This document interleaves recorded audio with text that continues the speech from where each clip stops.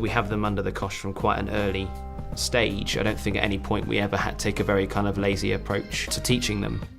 Students who take GCSE in geography at Priory Community School in Weston-super-Mare know they're in for a tough final year.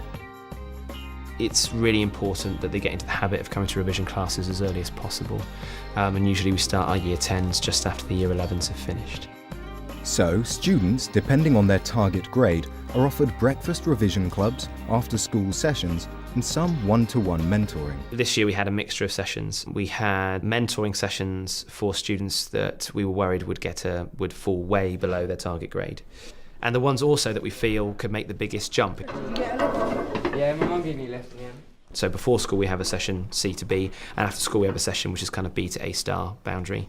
So they're kind of more tailored. So some of the bags are open, so take something from the bags that are open. Yeah. Also it builds in habit. They always think, oh, I'll go to geography on Friday morning or Tuesday after school, and that's just where they go. And also it allows you to get in there before other subjects start wanting their time too. Key to the success of revision is planning a detailed timetable. What I want to do today is I want to do some coastal defences and coastal processes revision, yeah? Plan it so the sessions vary in length. So sometimes you do a 20-minute session on something. If you're going to have something more in depth, then maybe spend some more time on it.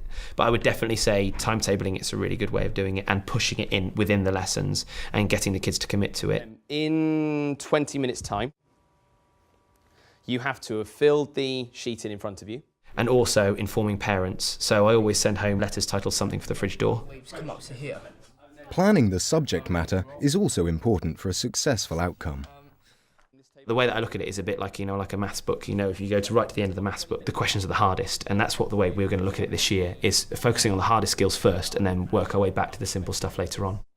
Okay, so this is really important that you are able to suggest why you would make that choice. Defend or not to defend?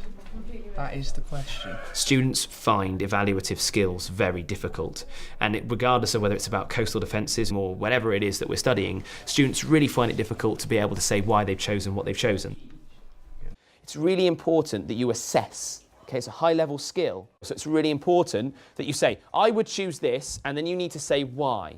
We always push the case studies because that's something that kids really need to do well in our specification to get A's and A stars. The beach is much narrower there than it is further down. Luckily, within each subject area, we have experienced teachers who have a really good knowledge of the exam process and the exams themselves. When you do anything, when you go on to do your control assessment, when you go on to do the exams at the end of year 11, it's really important, particularly in the second paper in year 11, that you can say the positives and negatives of any particular choice. Sometimes it can be really simple things like graphical analysis that kids are really losing loads of marks on.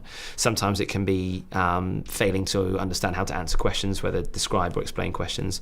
Sometimes it can be just a total lack of knowledge in the case study, and they have to sort that out before the summer exams. What's the negative of that? So they're not strong enough then, really? Not necessarily, no. Students have to be good at the game as well as good at the subject.